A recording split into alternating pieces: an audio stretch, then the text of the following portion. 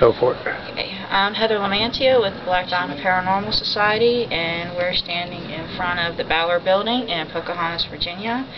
It was built in the 1920s and was originally the first bank of Pocahontas. In 1928, the CEO of the bank stole large sums of money from the bank, and the bank went kaput. The bank was put into receivership and taken over by the Bank of Pocahontas, where the town hall is now. The president of the Bank of Pocahontas was also a major stockholder. It was Isaac T. Mann, the Hitman. He was also the president and major stockholder of the Bank of Bramwell. His name's on the deed. The building was sold to Drs. Alexander and Stump. It stated in the deed that no one in perpetuity could ever operate a bank in the building again.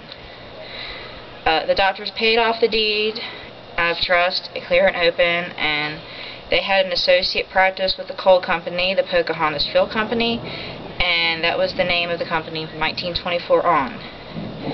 They went into the building in 1929 or somewhere close to that.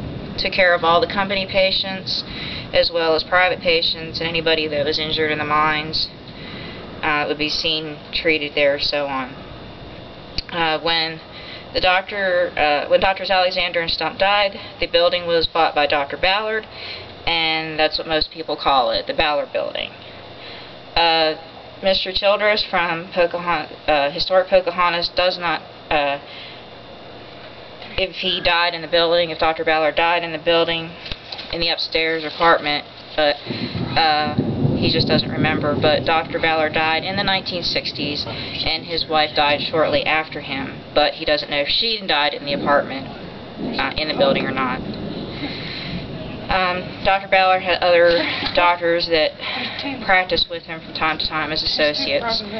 One is still alive and lives in Roanoke, Dr. Sproles. The Ballard building was used as a doctor's office. As far as if any patients died in the building, they would be Mr. Childress would not be surprised if there were people that died in the building. It was a very busy place. It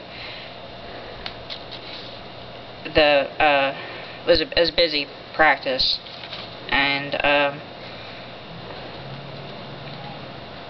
the building was bought by Charles Gilmore after Dr. Ballard died, and he let a man by the name of Fred Liverell live upstairs, and he more or less trashed the place. The Historic Pocahontas got the building 8 years ago and got the deed to it from Charles Gilmore, and to the east of the building standing originally Block and Beach General Store, and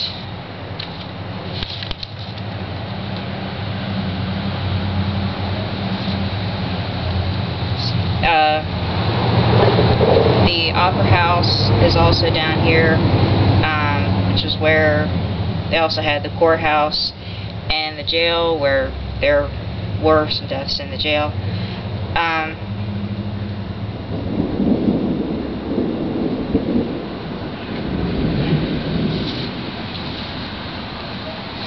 That's really about all the history of the actual Ballard building that I have here. There's a lot of paranormal history associated with the buildings around it, but nothing more here really about the building itself.